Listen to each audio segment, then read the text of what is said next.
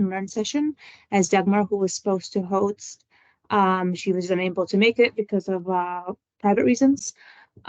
So this meeting will be recorded. So just if you don't want to be recorded, just turn off your camera and maybe hide your name. That would be the best. Just a short introduction of the SURE network. So SURE stands for Strategic Urban Regional Euro Delta, and it's a collaboration between several cities and regions within the river deltas of the Rhine, Scheldt, and the Meuse. So this covers the countries of the Netherlands, Western Germany, Belgium, and Northern France. And then there are a few partners that might trickle in today. So just a little bit of our current project right now is just called Asset, and the presenter today is actually part of that.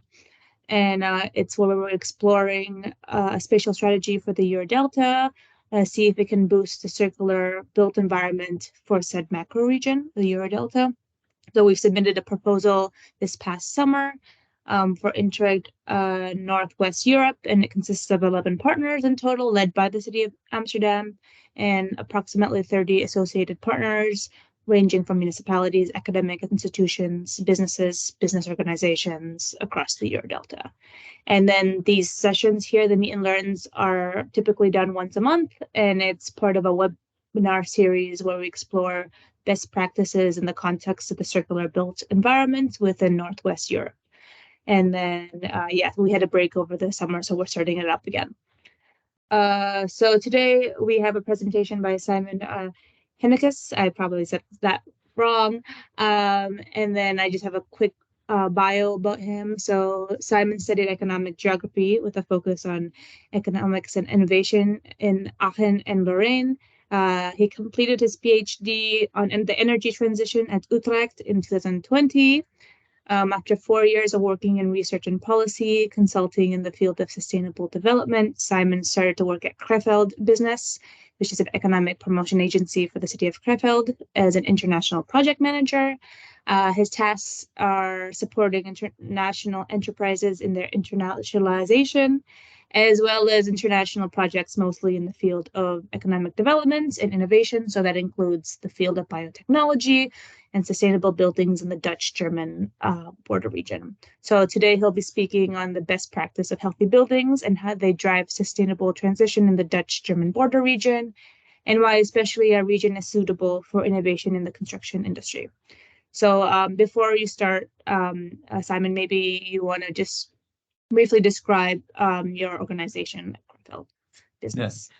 Yeah, thank you very much, Jamila, for the introduction, and thanks for having me. What do we do at Krefeld Business? It's the economic development organization of the city of Krefeld, and we are also affiliated to the Department of Economy, Digitalization, and Internationalization to the of the city of Krefeld, because the elder man working at the city of Krefeld is also the head of the Economic Development Organization, which is a good situation because on the one hand we support the enterprises in the region, in the city, but also are have some close doors to the city of Krefeld, which is really a good opportunity to also stimulate the economic development in the region. And today I'm going to take you on a journey of healthy buildings in the region, what we did in the past years, and what we're now doing.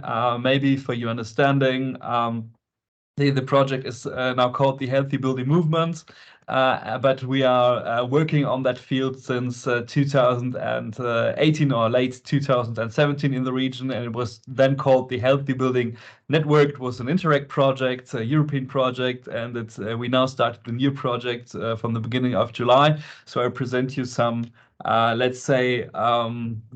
some facts about why are we doing this, and what we did together, and in which direction we are heading to. And looking forward to your feedback and your questions. I'm gonna share my presentation right now. Okay. No, I don't want. There it is. Okay.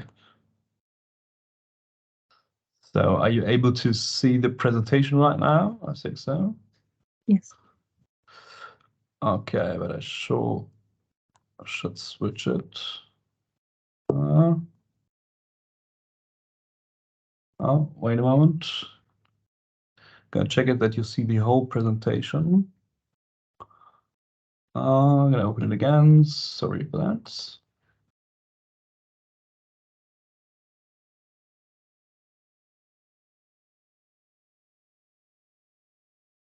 Okay, there you go. Okay, now you see the presentation on healthy buildings, and I will take you on a short journey through the project, through the region. Why are we doing that?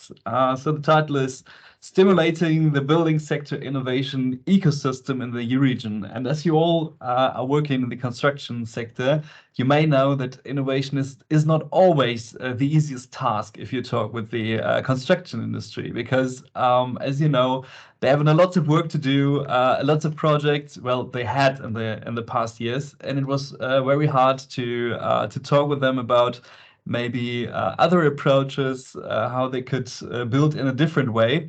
But I will take you on the journey how we approached this and yeah, what we did in the last years, and maybe some small successes that I may present to you now. If you look into the material and construction sector, we really had a material scarcity experience in Germany. We had vulnerable supply chains because of Corona. We had a so-called wood crisis that nobody could order woods. We had lots of problems with installation materials, for example, heat pumps that you waited a lot of time for heat pumps. So this was one of the problems, so really a material scarcity, and I think in the future it will, due to scarce resources, it will be a problem as well. What we also experience is rise in temperatures in the atmosphere, which is also due to buildings, because 36% of the greenhouse gas in the EU account for the building sector. Summing up from an environmental perspective, on the one hand side, a lot of waste is generated in the building sector, nearly 55% in the Netherlands, and also a lot of greenhouse gases arise in the building sector. So you've got two big challenges in the building sector, that you need to deal with. So, what did we do regarding these challenges? We looked at the building from a different perspective. We didn't look only at the energy or at the investment cost, but also from a life cycle analysis point of view, because wouldn't it be good if you could reuse the materials in the buildings and look at buildings as material banks, and not only as something that you build and then demolish and then you've got a lot of waste. And on the other hand, regarding the theme of energy, wouldn't it be good if you've got energy positive buildings, because you do have a lot of let's say surface that you could use for PV, solar photovoltaics, and so on. Yeah, these are very good arguments to make the building more sustainable. But on the other hand, if you look on really energy efficient buildings, you sometimes experience really bad indoor air climate in the building, because there's the high CO2 concentration that you really cannot concentrate, and people are affected by this, which is really called the sick building syndrome. And if you look at but how does let's say, these aspects affect the costs of a building? Because as you know, as planners or as architects, we like to have the look at the cost of the building. And if you look at the cost of the building, you see that 1% of the building costs account for energy. 9% of the building costs account for the investment costs, but in an office building, 90% actually per year accounts for the human resources in the building. So if you make people more productive in the building, And we did some research in the project. Actually, the University of Maastricht did it. They said that you could hire the productivity of people up to 1%. So you could really pay your energy bill, your yearly energy bill, by yeah, making the productivity of people higher because of aspects that we consider as healthy for people. So let us come to a definition of a healthy building. So what's actually a healthy building? So we say that a healthy building combines the theme of sustainability, and sustainability in Germany is always defined as energy related. So we do have a very good energy efficiency. We do have the building fueled by renewable sources. We do have the theme of circularity to cover also the waste and the resources challenges. And we do have the people in the building who also need some special attention, because if you can make them more productive, it pays really the bill of a building. So it's a new approach of regarding the costs of a building. If you not only look to the investment cost, but also consider the operational cost, which is not always done while looking at a building, but also looking at what happens inside a building. Let's say the people who are working in there. And over here you can see the one of the earliest projects where also the University of Maastricht did a lot of research on. It's the City Hall of Venlo, which was one of the lighthouse projects in the region.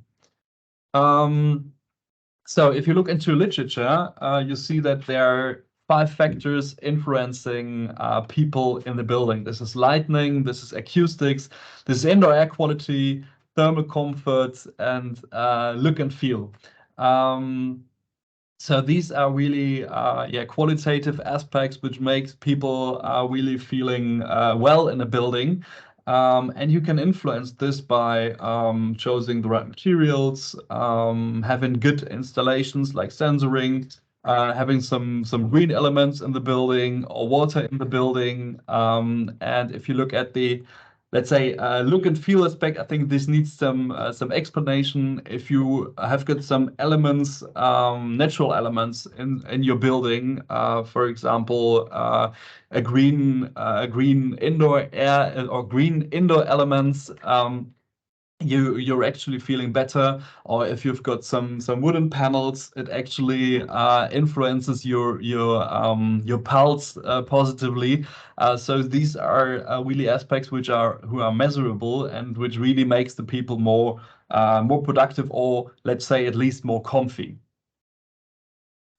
These are also some pictures of the town hall in Venlo, and actually, if you look at the green facade, there's a street outside, and the indoor air quality inside is actually better than outside. And there are some, let's say, some nice stories about people coming back from in a really hot summer. They came back from their holiday, or they stopped their holiday time and came back to work because the inside air quality and the indoor air climate was so good that they really wanted to go back to this building. And as you can see, there's also a lot of water inside the building, and it's also cooled by natural effects, for example, by the water. And also there is a parking lot in the basement, which is also cooler.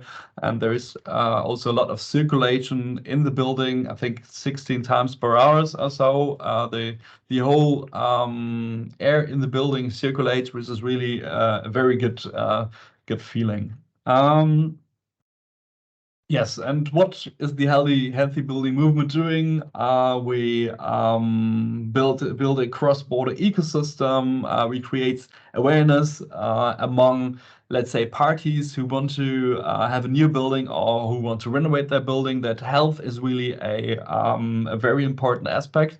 Me myself, I was also working on sustainability, focused on energy, and I was really unaware about health in buildings. But this is something, if it takes your awareness, you're really thinking differently.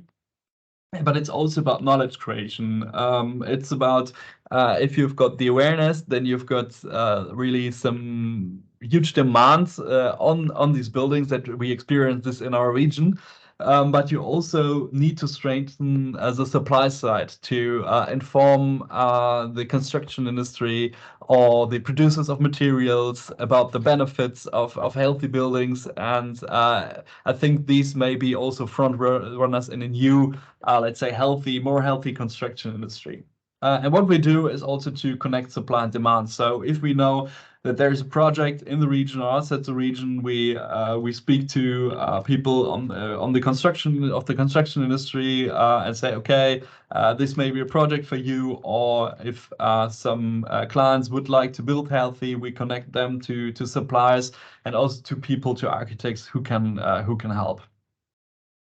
Yeah, we in the past we did some workshops and seminars, and but also best practice visits, and this is really yeah, the best way to really influence people or to really make them enthusiastic about healthy buildings, because then you really experience the atmosphere in the building and how it really affects your well-being. And this is also, I think, a fact for the construction industry, because then they saw, okay, this is how you can do it, and I may adapt also my business model, my services, my products to this new idea of building. We in the Healthy Building Network, we created a community about 600 members, which we also want uh, to make now use of in the healthy building movement, really to create not only a network but also a movement. We want to go much more into the practical parts and really inform people about the possibilities, which materials they may use. And this is also very interesting if it's stimulating the innovation. This you see especially in the Dutch German ecosystem, because sometimes the ideas popping up in the Netherlands are quite innovative. And they really they want to be really some kind of a front runner in innovation. And on the other hand, there's a lot of knowledge especially in the construction and manufacturing industry on the German side. And so if they cooperate with each other, the construction industry can also learn how to make new things for the market, or how to deliver innovative products and services, which works really well in the region. And so it's really a good example, really, of stimulating really innovation that really works on the market. And now we see on the German side the proof that it worked out on the Dutch side, and people are adapting to it, and everybody wants to have their healthy building in the region. And in the last project, we also supported research and development. This is a Dutch producer of moss panels, which are really good for the indoor air climate, and they wanted to prove that it would also have good influence on acoustics. And they partner with a German company who tested actually the acoustics of the moss panels, and then you've got, let's say, two benefits of the moss panel, for example, the indoor air quality and also the acoustics, which is also, then you've got two factors of a healthy building covered actually. It's also about bringing new materials into the markets. For example, there is ongoing research on using mushrooms as insulation, also using potato peels for carpets. And there are now plans in London to build a 300-meter tower, a wooden construction tower in London. Yeah, and this is also proof that you can, let's say, build a building with natural material. Okay. Yeah, and these are some regional projects that I'm going to show you. On top there, the residential home, and then below there is the an archive of the district of Viersen. It's not a, let's say, it's an archive, and the users are documents, so they need another factors than people. So it's quite circular, and but it's also it was the proof that with circularity you could have also a very qualitatively good building. On the right side, you've got a residential building, which is also was constructed in our neighboring city, Mönchengladbach, and they used straw as insulation material, which is very good because the exchange of air is very well, and they also used clay. For the walls, which was also very good because it has got really the benefits that it's not too hot in summer and not too cold in winter. So these are one of the projects which are actually going on in the region, and the city of Krefeld, influenced by the project, decided to ideally construct every new project in the city. Also, let's say with healthy building aspects, and they made a huge list what to look at, and these are two daycare child's daycare centers who are now really influenced by the healthy building network or the aspects also. Yeah, what would we like to do further? How do we proceed? We now see really that healthy buildings are prominently on the public agenda in the EU region, and also health, circularity, and CO2 reduction are now regarded in an integrated, holistic manner, and not only separately. First construction projects are now designed according to the healthy building guidelines, and new healthy projects are planned in the region. This is a LOI signed by the stakeholders of the region, the Lord Mayors of the city in the region of the Lower Rhine area, with the together with, on the left-hand side, Michael Weyers, who is the project lead of the healthy building movement, but who was also the project manager of the town hall of Venlo. And everybody is really inspired by the project, and it's like you know, in Germany, everybody is talking about his new car. Now everybody's talking about his new healthy building because everybody wants to have it. And if you know, people from the administration of Krefeld go to the town of Venlo, they say, okay, we also want to have this. So people are really inspired and really want to work in these buildings. Yeah, these are the partners of the current project. Sorry for that. So we have the Technical University of Eindhoven on the Dutch hand side, and Maastricht University on the German hand side. We do have the University of Aachen and the three economic development agencies of Krefeld, District of Viersen, and the city of Mönchengladbach. Yeah, the project is an Interreg project. It's funded by the province of Limburg, the province of North Brabant, and the Ministry of Economy, Industry, Climate Protection, and Energy of the country of the land of North Rhine-Westphalia, where we now in. Yeah, and together with my colleague Anna Appenzeller, I'm working on this project on behalf of Krefeld Business. So if you're interested, join the movement. This is, let's say, still the Healthy Building Network website, but it will change soon to Healthy Building Movement. And yeah, thank you very much for having me. Happy to have your questions and your feedback. Listen to feedback. Thank you.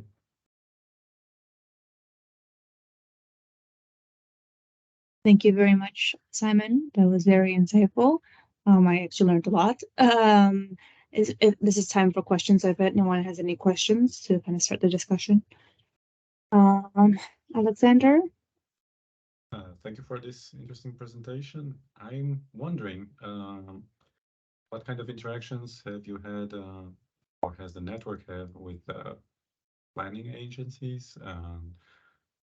permit authorities? I can imagine, for instance, environmental studies could be affected by this.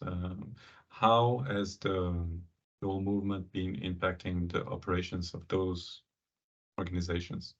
Yeah, it's a network, so we closely interact with let's say every actor, like climate agency. They really like the project, and also other actors like let's say the construction agencies of the cities. I think a big plus is that we are, as economic development agencies, really affiliated to the, or having close contact to the cities. And the concept first popped up, like let's say in the Netherlands, but in Germany you've got different legislation on some of these issues. But we are really inspired. Also, the German side are actually the people working in the planning departments, and they said, okay, we want to have it too, and we're working collaboratively on this issues to have our own, let's say, to use to make this concept also useful for our own legislation. So this was really a plus. People were really inspired by, especially by the buildings, because they felt that it had an impact. Yeah. Thank you. Zishan? Yeah, hi Simon. Thank you so much for your fantastic presentation. It was extremely insightful. I just have one quick question. As you know that sure your delta is again is a part of a matrix, and it is again a network of metropolitan regions. So how do you think we can upscale this idea on sure your delta scale? Because again it's a process that I understand it's going to take time, but how do you think we can go ahead to upscale this?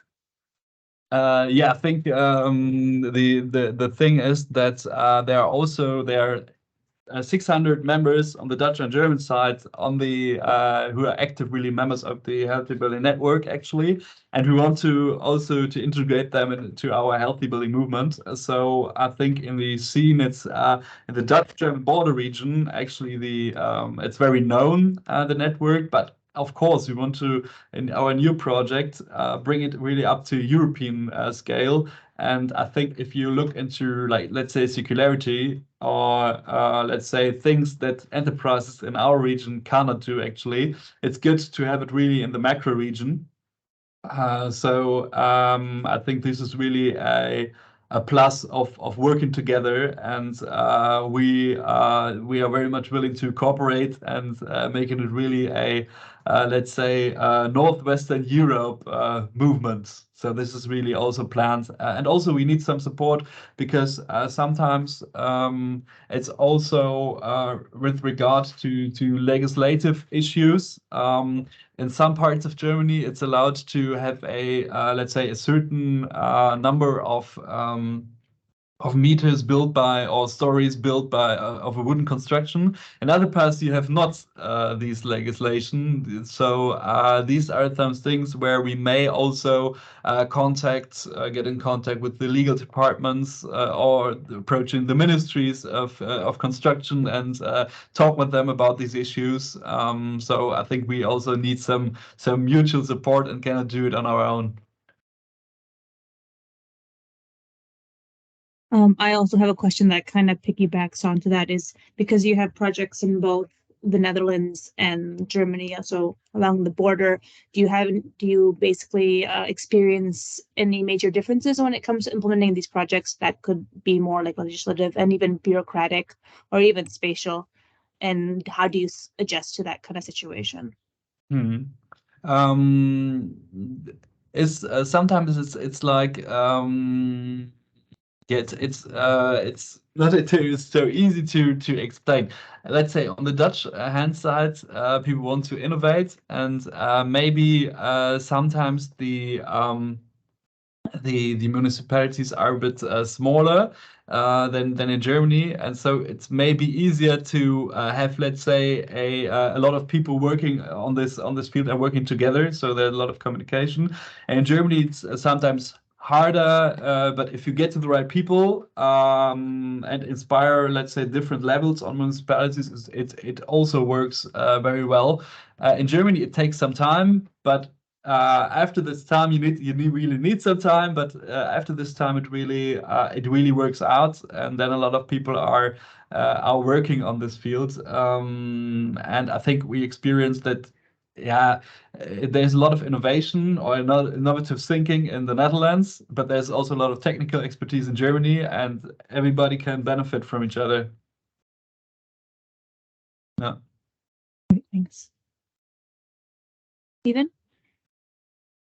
Hi, yeah, fantastic presentation. And it just sounds completely obvious to me now that why isn't everywhere pursuing this? But I guess I'm interested in maybe a difficult question. Yeah. Who is your most difficult opponent to this? And how are you overcoming that or convincing them that this is the way forward? Um, I think you cannot cluster it really into a who, but I would say there's some actors. I think everybody thinks it makes sense actually. But if you talk to people in the construction industry, you sometimes need a lot of, let's say, efforts to really make them enthusiastic. And it's also a complete change of some of their traditional business models because they have really to use new materials to adapt to more healthy markets. And as they now do it, they really do it. Let's say it's really established. A lot of processes have been really in the market for years, and it works. And it's not so easy to make them think in another direction because it's also, if you build a building, it's also very cost intensively. So there's also in parallel some research going on about, let's say, new materials, how you can use them, how long can you use them, and so on. So I think it's in a way we try um, not to work against the opponents, but to ask them, yeah, what are your problems, what are your challenges, how can we support you in that? And sometimes it's also good to have, let's say, change agents of the traditional industry who are then influenced by these great examples and thinking in this new direction, and use them really as spokespersons for this project, which really works out quite well.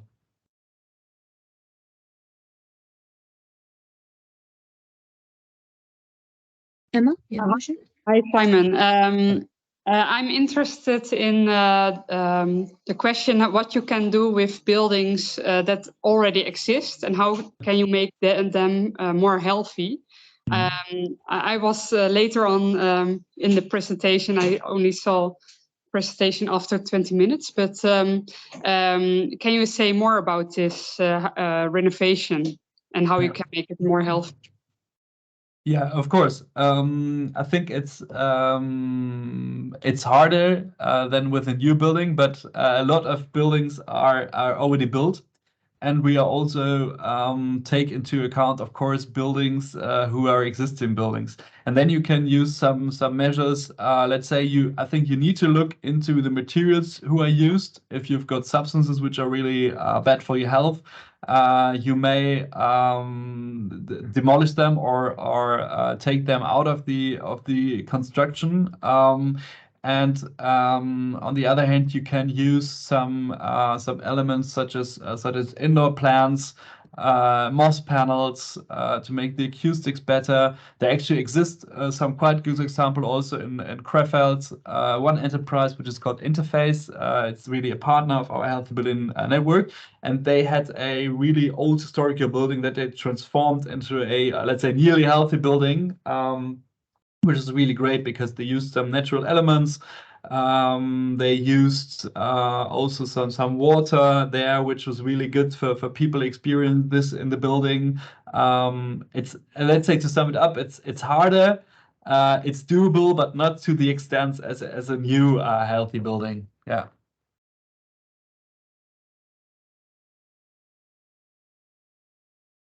Dishan? Yeah, just building upon what Emma said, I just have one more question, Simon.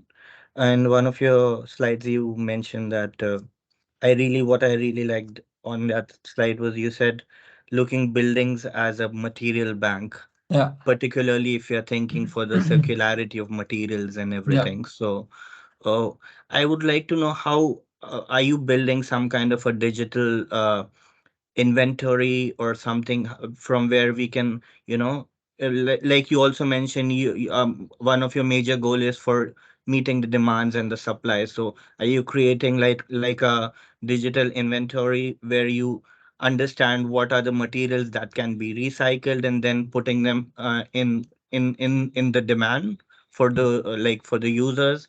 And also, can we also does healthy buildings also currently include materials from some previous buildings, or it's only new materials what they're being used right now? Good question. Of course, if you've got a circular building, you need a data bank where you've got all the materials inside, and you need a building integrated monitoring system, like for example Madasta or some other players in the market. Of course, yeah, these you should use these digital tools. If we look into practice, however, we see that some enterprises they use it, the bigger enterprises, and sometimes the smaller enterprises they do not use it, because sometimes it's also that their personnel is not they do not know how to use these tools, and this is also very expensive for them. But I think in the future maybe this field scales a bit, or it will be cheaper to use these data banks. I think everybody should use them definitely, and there are also new players on the market.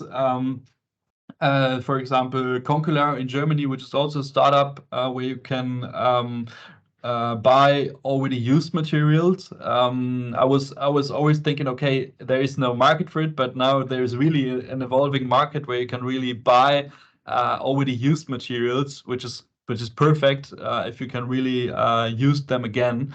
There is also a good project in, I think, in Augsburg in southern Germany, and they demolished their library and sold all the materials to on a eBay like data bank, and it was really a success to do it. So it's possible, and you should. To sum it up, it's possible. You should use data banks, but it's hard for people who are do not know how to use them. Yeah. Just to add on, because healthy building initiative also covers a lot of cross-border uh, regions. So do you think we can meet somewhere in terms of, framing, or at least giving suggestions for the policies that can actually enhance this process of cross-border collaboration? Because right now I understand Germany and Netherlands both have a very different policies that deal with the circularity of construction materials. And particularly since I've studied from Germany, so I also know that a lot of it does not allow current materials to be recycled in the direct way. So how do you think we can get some more inspiration and probably enhance the policymakers and things like that for Yeah. future? Like we did in the project, you cannot have a perfect solution for everything, for every case. What we did in the project, and which really worked out quite well, to really inspire people, show them that it's possible to build like this. But I think you should use your own national framework, because everybody also knows best what can be recycled and so on. And it's also a hard way on the ground. But I think let's say the direction or the goal is the same, but people are using different routes. And you also need also strong partners on the ground who know the market, who are really into the market, and to collaborate with them. This is what we also are doing with the network.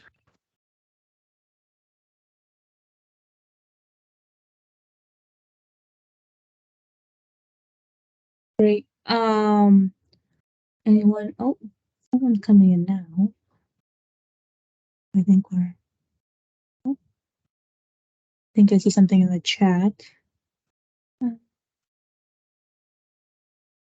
Presentation. Sorry, Yes. it was just me Yes. asking if whether there will be a presentation that will be distributed. It would be interesting for internal diffusion.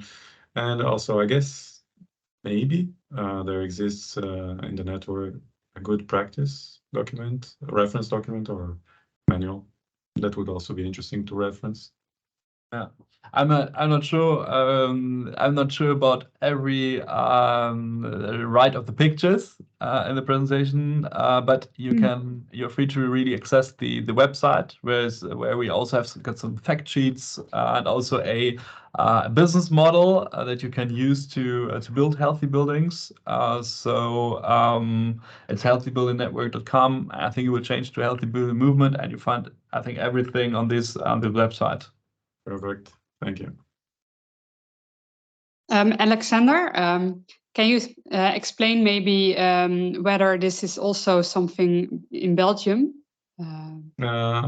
Absolutely. I mean, I can only speak for the Brussels region, but there is strong push towards really reusing materials. Well, first to improve energy consumption by the buildings, and also improve recovery of materials, because most of the region is already built. So it makes no sense so much to think about new buildings, but rather how to change the already existing buildings.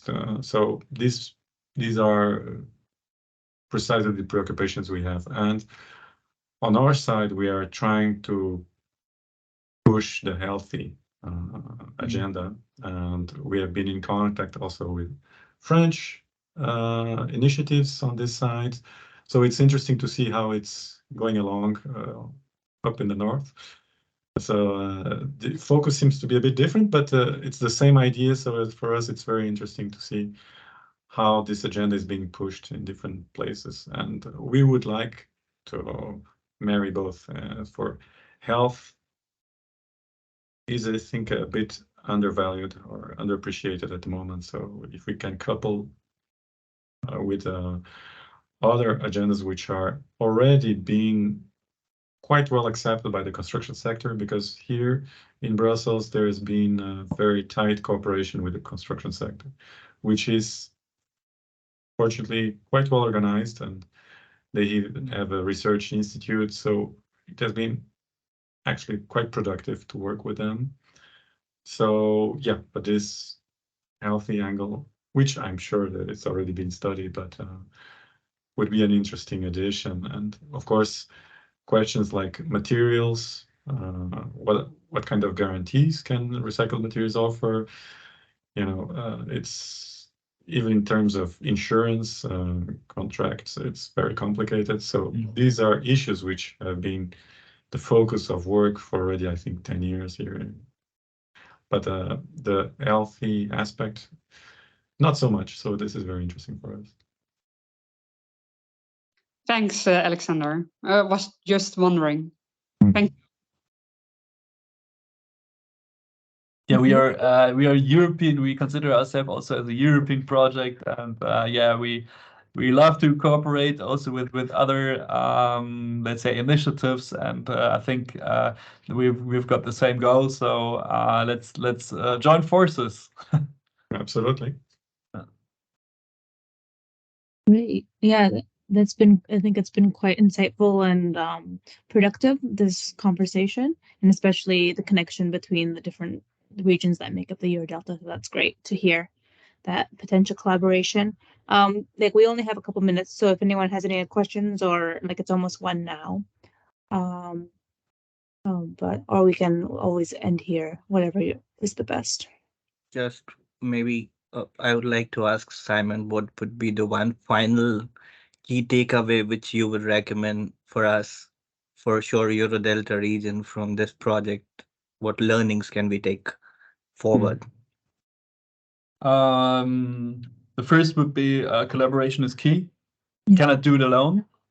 And also maybe to look at building in an integrated manner, and not to just focus on the theme of energy, which is really important, but also the other things like circularity and the health. So it's really the 3 dimensions covered of sustainability. So you've got the economic aspect, the ecological aspect, and also the social aspect. This is really well covered. So looking at buildings in an integrated manner. Yeah, and also the big chance that we do have in our region, because there are a lot of enterprises, a lot of construction work going on, to really also take healthy buildings into account, because this may be really a new form of another economy or future economy, also beneficial for people, but also for the economy. Yeah. And let's join forces. Yeah.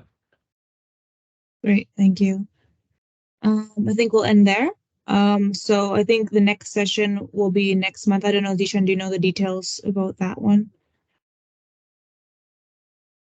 Oh, we can't hear you. Yeah. So it would be next month. That's the last Friday of October. That is 27th of October is our next session. And we will for sure send again the agendas across to all the members. I hope we all join, and you can also ask your other colleagues and other friends who are interested towards, in general, talks about circularity and how we are moving towards the transition of the Northwest Europe. Thank you. Thanks again, Simon. That was very insightful. Hope everyone has a good weekend. I think hopefully the weather is nice. It just started raining here in Rotterdam, so hopefully it gets a little better. Okay, thank you so much. I think I'm just gonna close the session. Thank you. Bye bye. Bye bye. Thank you. Bye. Thank you very much.